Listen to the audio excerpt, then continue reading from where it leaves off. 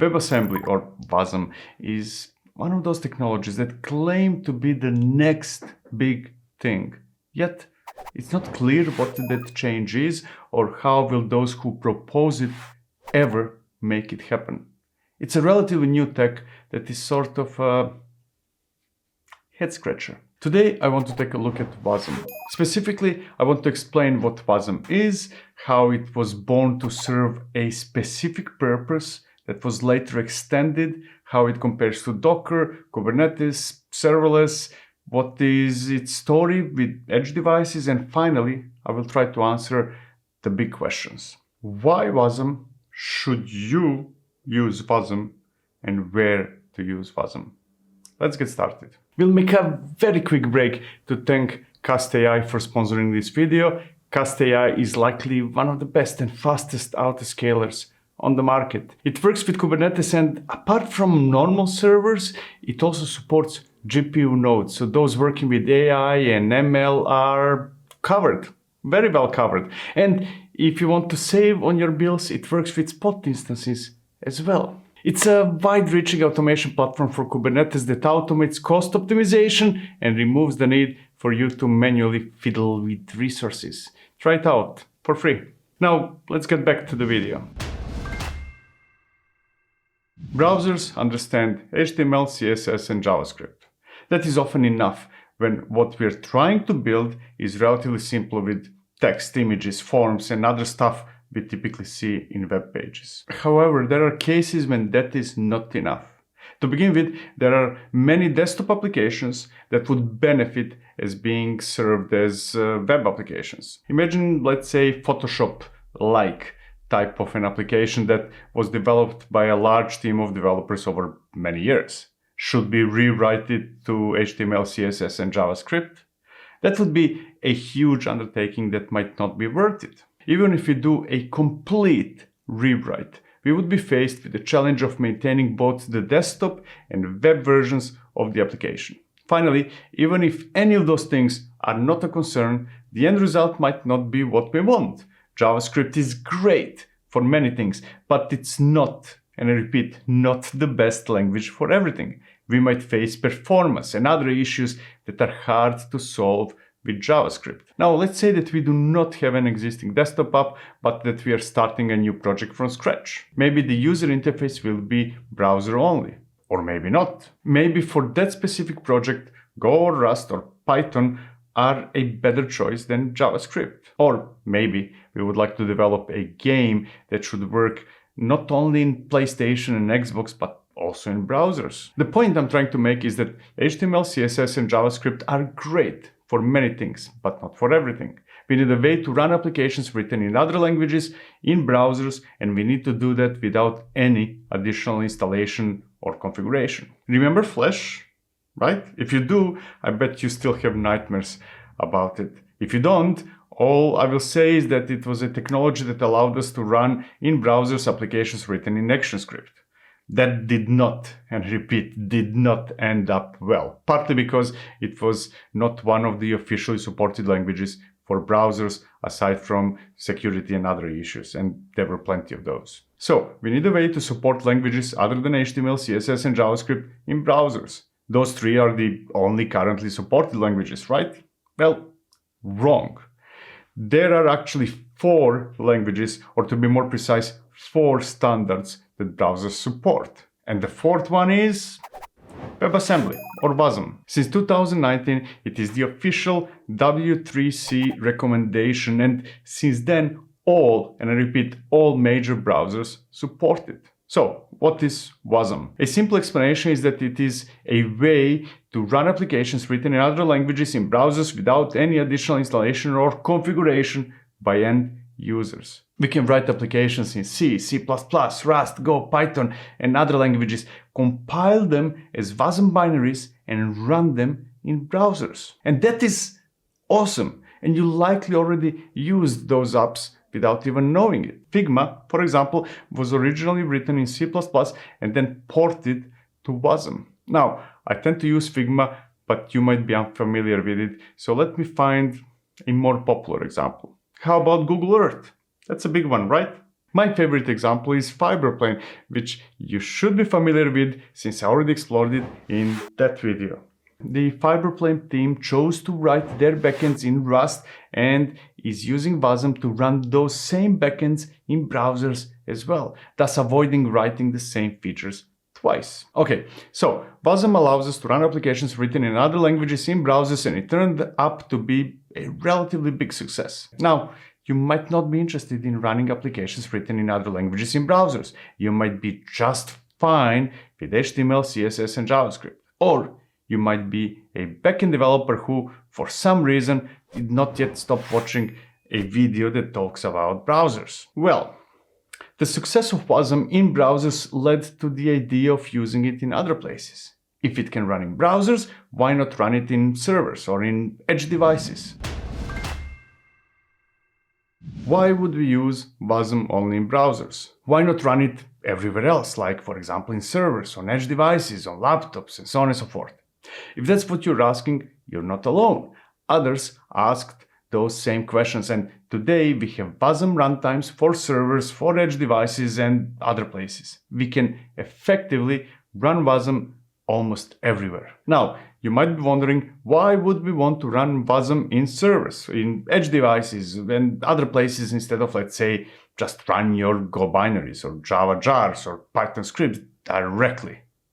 There are actually quite a few reasons for WASM to replace whichever way you're currently running your applications. To begin with, WASM is platform neutral. A WASM binary can run in any OS, be it Windows, Linux, or macOS. It can also run in any architecture, be it Intel, ARM, or AMD. Now, you might say that, for example, Go binaries can also run anywhere, but that would be wrong. Go binaries, and bear in mind that I'm using them only as an example, can be compiled for any OS or architecture, but they cannot run in any OS or architecture. What I mean by that is that a single binary compiled for, let's say, Linux and Intel architecture cannot run in Windows on ARM. Now, that alone might not be a big deal, but there's more. WASM is considered very secure. It's probably the most secure way to run applications. WASM modules execute in sandbox environments separated from the host runtime and other WASM modules, thus making them isolated from each other and from the host itself. That prevents malicious code from directly accessing sensitive data or resources on the user's device. Then there is type checking that prevents invalid memory accesses, limited capabilities, sandboxing, and compartmentalization. I cannot pronounce that one. Fault isolation, limited instruction set, control flow integrity, and so on and so forth. The short version of it is that WASM is very safe and secure, making it potentially the safest way to run applications. Next, it is small. It's only a binary that is often smaller than the binary we would have by compiling the same code to native, and especially smaller when the container images, or what you might call Docker images, are compared. Finally, it is fast, like very fast, lightning fast. Probably faster than what you would get by running your apps in any other way except for running them natively. It runs at near native speeds. Here's how it works. We have infrastructure servers, VMs, edge devices, and others based on Intel, AMD, or ARM architecture. On top of that infrastructure, there is operating system, which can be Linux or Windows or whichever obscure OS you might be using. Those two layers are the same no matter how we are running applications. And now come WASM-specific layers with WebAssembly system interface, or WASI, sitting right above the OS. It provides a standard set of APIs that allow WebAssembly modules to interact with the underlying OS. That allows the modules to perform tasks like accessing the file system, networking, and so on and so forth. On top of WASI, we have WASM runtime that provides the environment for the modules to run. It acts as a bridge between the modules and the host runtime, and it is responsible for loading the modules, executing them, and providing them with the APIs they need. Finally, we have WASM modules that contain the applications we want to run. Those modules are binaries made from code written in any language that supports WASM, like Go, Rust, Python, and so on and so forth. Now, if you're already familiar with Docker, as I hope you are, you might be wondering, how on earth is this different? That diagram looks very similar to how we run containers, and you might be wondering, why would we want to run WASM instead of containers through Docker or Kubernetes? Now, I hope that that's what you're wondering, since that's what we will explore next. Let's start by explaining what Docker is. I'm just kidding. I'm not going to waste your time explaining Docker or containers. You already know that stuff. If you don't, you're watching the wrong video. Instead, I will focus on the differences between WASM and Docker, or to be more precise, WASM and containers in general. To begin with, containers package both the application and the dependencies. They contain everything that the app needs, but, and this is important, hopefully not more. Now, WASM modules, on the other hand, contain only the application. They do not contain the OS or any other dependencies. Sure, you can create container images based on Ubuntu OS and package not only your app, but everything you might ever need, ever. If that's what you do, you're doing it wrong, and you should watch that video to see why that's wrong. Scenarios where you package everything in a container image should not be compared with WASM. Instead, we should compare WASM with container images based on Scratch or Alpine or Wolfie, and that contain only the bare minimum required to run the binary of your application. Now, WASM is better than containers from that perspective, since there is only the WASM module to deal with, and that module is essentially a binary of an application. But the question is how much better that is. And we'll get to that later. Next, container images, or what you might call Docker images, need to be built for a specific architecture and OS. You need to choose whether a specific image should be built for Linux or Windows, and whether it should run on Intel, AMD, or ARM. Truth be told, you can easily build images for all operating systems and all architectures, and most systems running containers can choose which image to run based on the architecture and OS of the host. Still, there are no such complications with WASM. Then there is speed. WASM binaries start significantly faster than containers, or at least that's what proponents of WASM claim. Now, let me be clear. WASM does start faster than containers, but how much faster depends on what's inside container images. That difference can be negligible or it can be significant. What matters is that WASM modules run at near native speeds, while containers might also run at near native speeds, or they might be significantly slower. Finally, there is the issue of security. Containers run on top of the OS, and they depend directly on the operating system. Containers can access the OS kernel, and they can do anything that the OS allows them to do.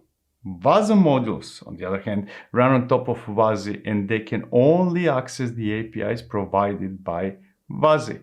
WASM is sandboxed and isolated from the host runtime and other WASM modules as well. WASM is more secure than containers, at least. Now, while all those differences are real, and they are, I feel that they are not as big as proponents of WASM would like us to believe.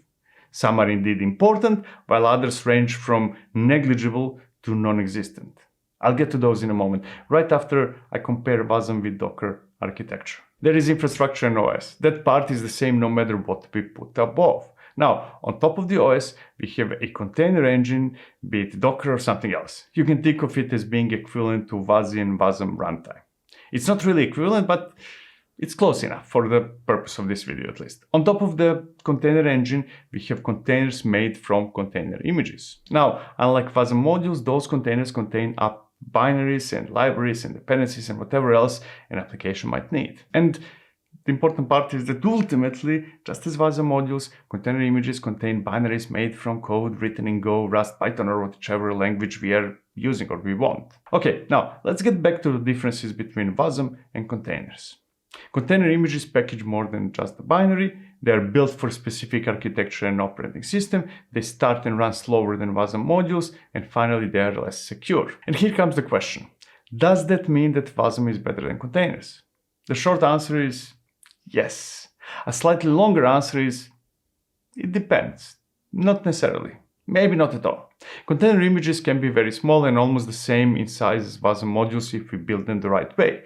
While we cannot use the same container image on different operating systems and architectures, we can easily build them for all operating systems and architectures. Also, let's be real for a second and acknowledge that most companies do not intend to run the same apps in different operating systems and architectures, and even if they do, container engines are perfectly capable of choosing the right image based on the host.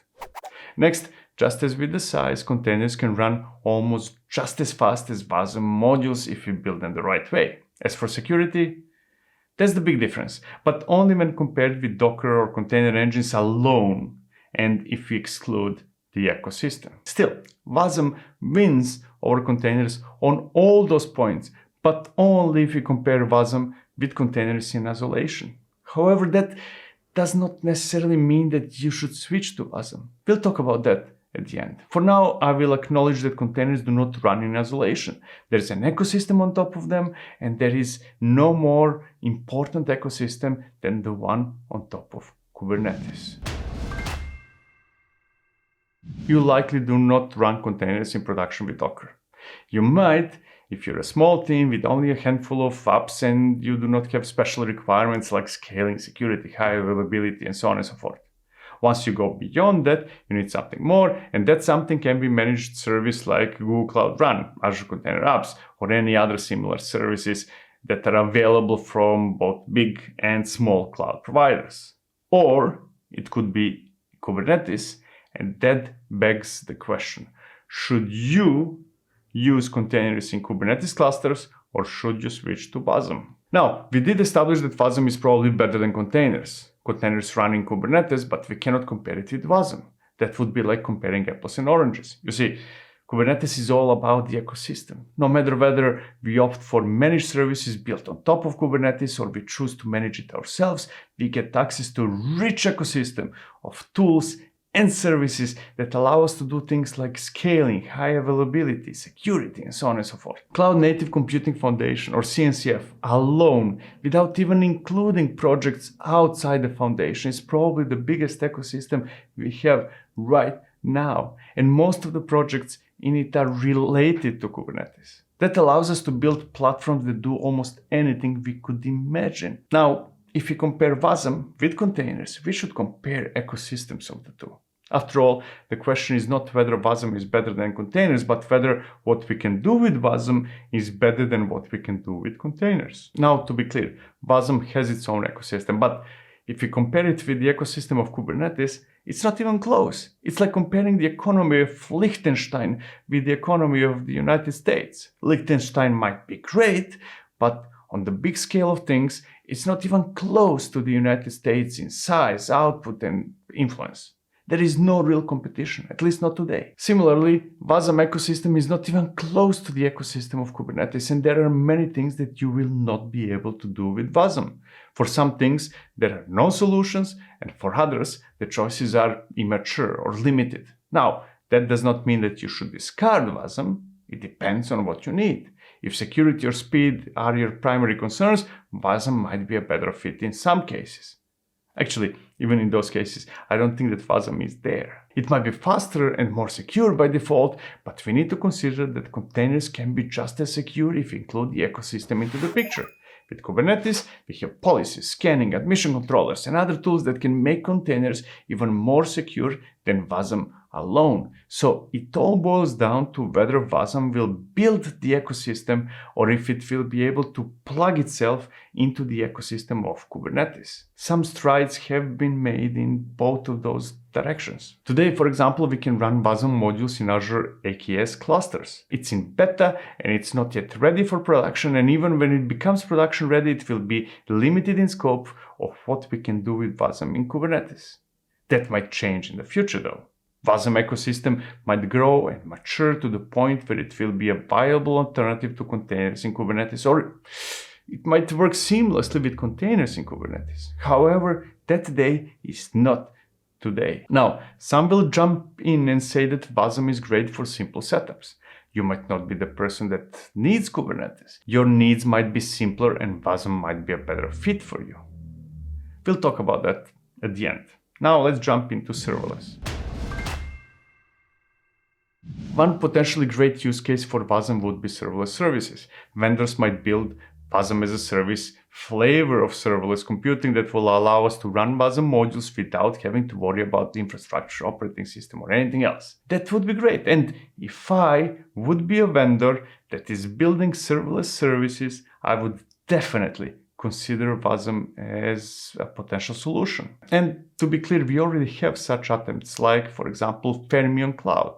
Companies building such services could be able to provide more secure and faster solutions at a lower cost. Still, from the user's perspective, it should not matter whether a service is based on WASM or containers. Users provide code and those services run it. Everything else, and I repeat, everything else, is an implementation detail that should be irrelevant to the end user. Google Cloud Run, for example, is based on the Knative project, but it happens not to run in Kubernetes. We don't know what it runs on, and most of us do not care, just as most users do not care which hypervisor a cloud provider uses to offer VMs as a service. What matters with apps running as managed services are features and the price, rather than what's under the hood, and the managed services based on WASM are not there yet either. They might be in the future, but not necessarily today.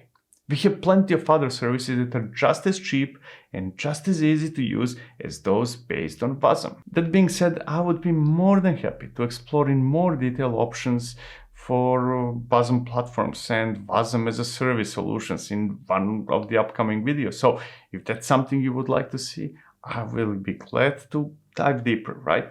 For now, I will say they're not there yet. So let's move on to the next and the last use case for WASM. Let's explore the edge. Edge might be the best use case for WASM. Running applications on edge devices is not easy, especially when faced with resource constraints like CPU and memory, inherent security risks, and whichever other challenges we might have. I feel that's the area where WASM might shine. That's where I would focus if I would form a company around it.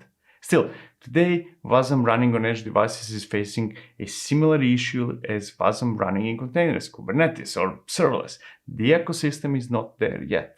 The options are limited and immature. Let's close this video by answering probably the most important question. Should you use WASM, and if you should, why? As we explored, WASM alone has quite a few benefits like the size, the speed, security, portability, and so on and so forth. On the other hand, depending on where you use it, it is facing a lot of competition, it might not be mature enough, and it might lack an ecosystem. So, should you use WASM?